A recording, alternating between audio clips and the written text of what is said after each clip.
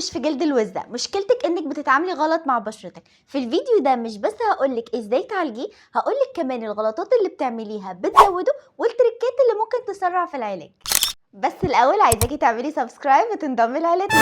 روتينك هيبقى عباره عن ترطيب كتير على شويه تقشير صغيرين، وما ينفعش تعتمدي على الترطيب بس والتقشير بس. اول خطوه في روتينك وهي الترطيب، وعشان الجلد ده بيبقى ناشف جدا فمحتاج ترطيب كويس جدا، يمكن يكون اهم من التقشير. استخدمي مرطبات قويه فيها لاكتيك اسيد ويوريا زي اميلاكتين او ايوسرين او اليجون او ايكوبين او سورالون يوريا او شان بودي بيل او اي مرطب عندك للبشرات الجافه هينفع.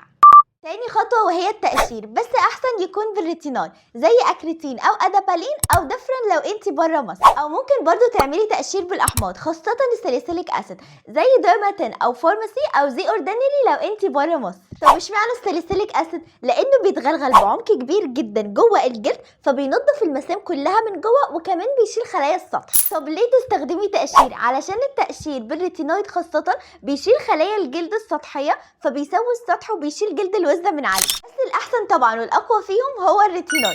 لو هتستخدمي النوعين مع بعض قدامك حلين، لو استخدمتيهم في نفس اليوم لازم تستخدميهم في أوقات مختلفة خلال اليوم، أو ممكن تريحي دماغك خالص وتستخدميهم في خلال الأسبوع بس كل واحد في يوم مختلف عن التاني. لو عملتي كل الحاجات دي بس النتيجة بطيئة جدا، تعالي بقى أقولك شوية تريكات كده تعمليها تسرع من مدة العلاج. استخدمي وقت الشاور بمية دافية سكراب زي افونا او ستوركي او هاي لايف، وحركيه بحركات دائرية على جلد الوزة.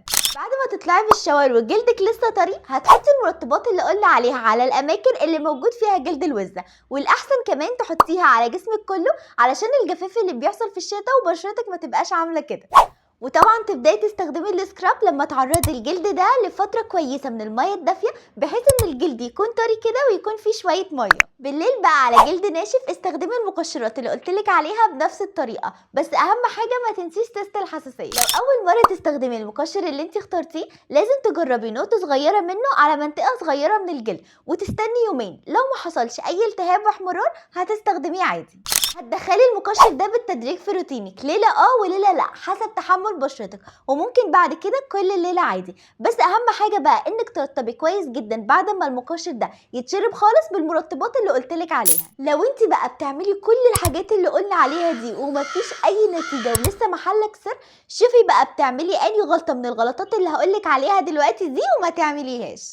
بتعملي شيفنج على بشرة جافة جدا من غير اي ترطيب، وبتستخدمي مقشرات اوفر على بشرتك بتعملك التهاب وبتدمر حاجز البشرة بدل ما تشيل جلد الوزة، ما بترطبيش ابدا جسمك ومعتمدة على التقشير، وبتستخدمي سكراب اكتر من يومين في الاسبوع من غير اي ترطيب.